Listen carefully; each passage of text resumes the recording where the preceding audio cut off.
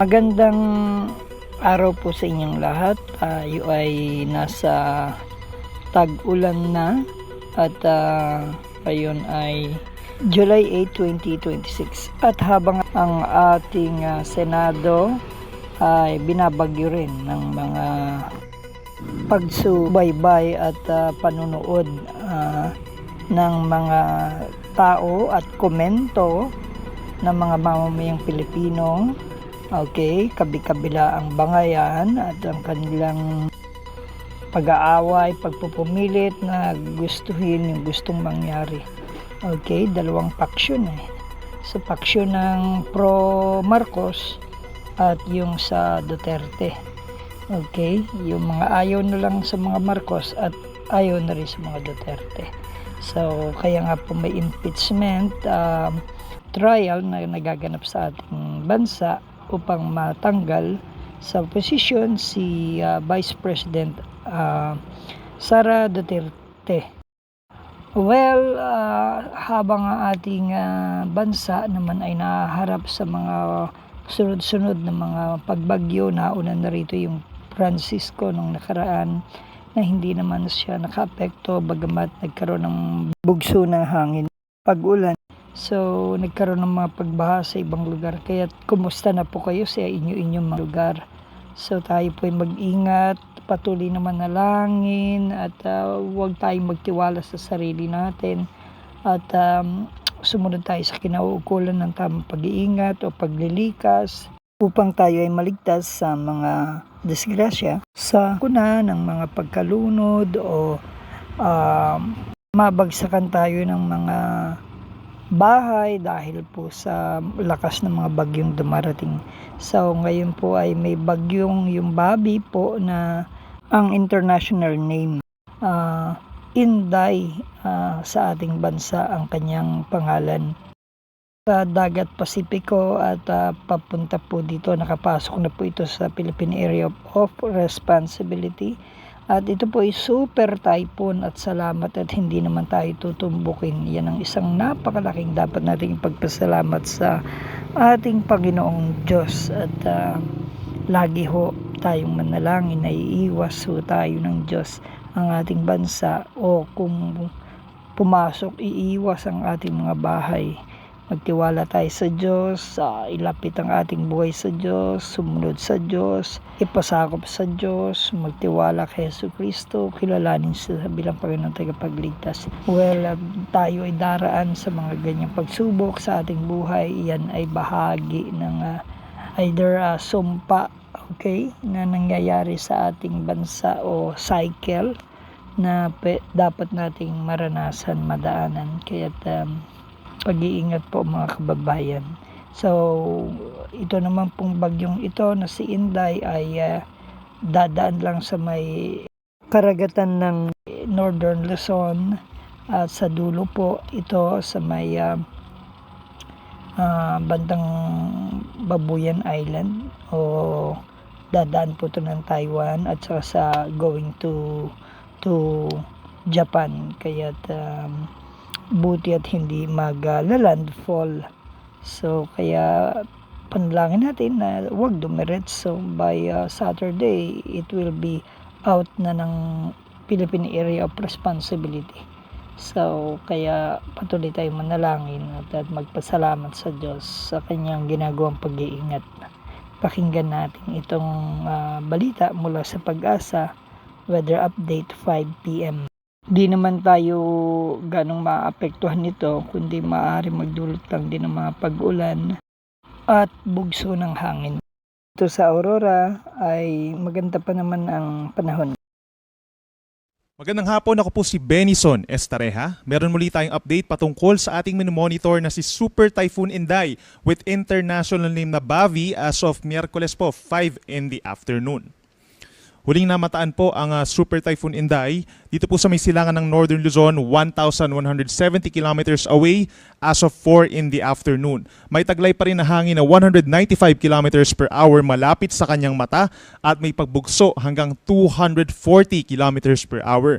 At kumikilos pa rin po ito pakanluran sa bilis na 20 kilometers per hour.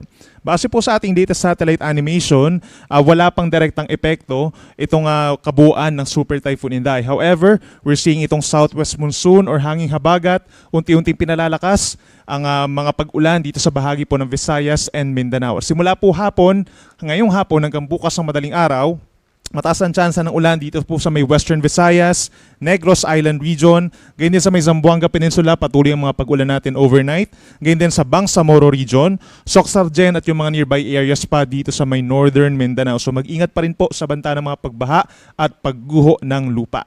Yung mga hindi natin nabanggit na lugar sa Visayas and Mindanao, ganyan din sa malaking bahagi po ng Luzon, asahan simula ngayong hapon hanggang bukas ng madaling araw, partly cloudy to cloudy skies, may tsansa pa rin po ng mga pagkulimlim paminsan-minsan at sasamahan din yan ng mga pulu-pulong mga pag-ulan or pagkita at pagkulog na usually nagtatagal ng 1 hanggang 2 oras. Again, wala pa itong kinalaman directly kay Bagyong Inday.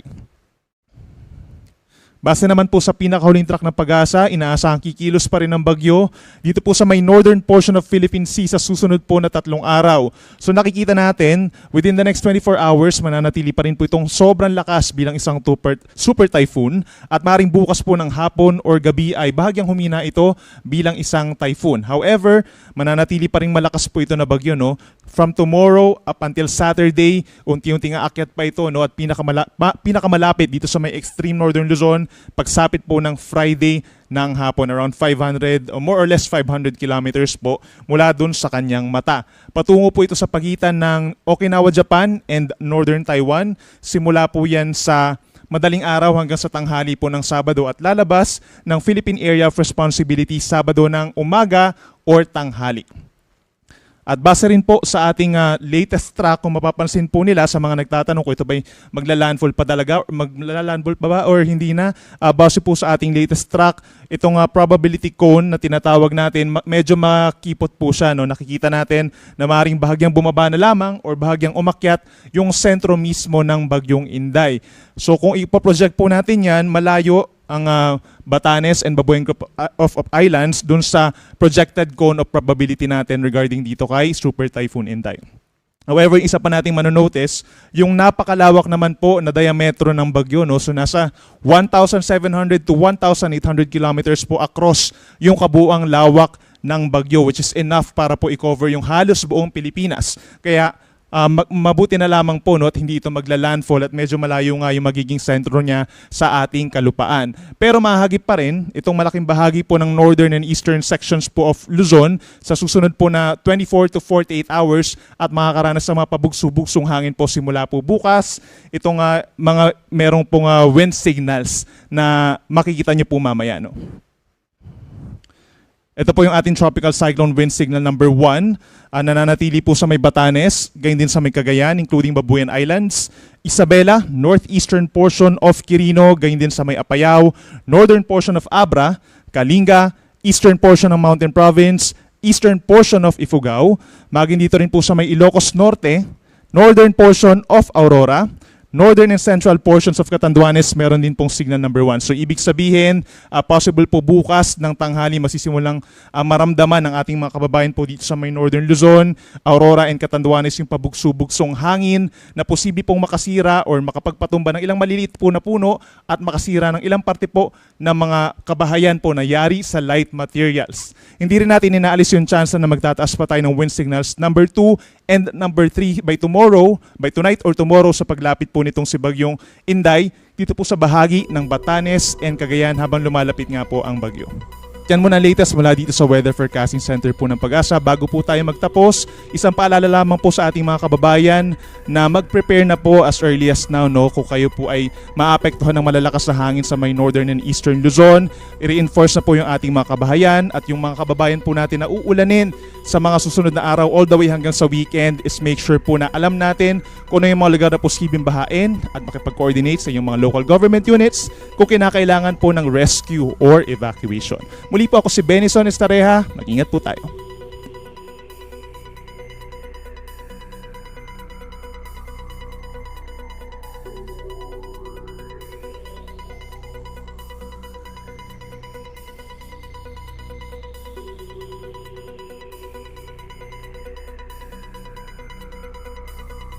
Hanap niyo ba yung mga masasarap na bigas na ihahain sa inyong hapagkainan? O nais niyo ring magtinda sa inyong sari-sari o rice dealer store? O mag-online rice business? Halina kayo dito sa Charan Ladya Rice Retailing na laging handang pagsilbihan at tulungan kayo. Available sa kanila ang masasarap, malalambot, de kalidad, napakagagandang uri ng mga bigas na pawang inani sa lalawigan ng Aurora. Kaya't ito'y first class at hindi durug-durug na nasa tamang presyo at husto pa sa timbang. Ang Charan Rice Retailing ay matatagpuan sa Barangay 4 sa bayan ng Maria Aurora sa Aurora Province, sa Mangasar Street, corner ML Quezon Street, patungo ng Maria Aurora Public Market. Ang Charan Ladya Rice Retailing ay kompleto sa dokumento at business permit. Makabibili sa kanila ng wholesale at retail price. Sila ay namimili rin ng mga aning palay sa magandang presyo. Maaari silang tawagan sa 0991-835-8153. Sila ay bukas mula umaga hanggang alas 8 ng gabi. So ano pang hinihintay nyo? Bili na! Para sa NSK News ng NSK TV Channel, Narciso Co reporting.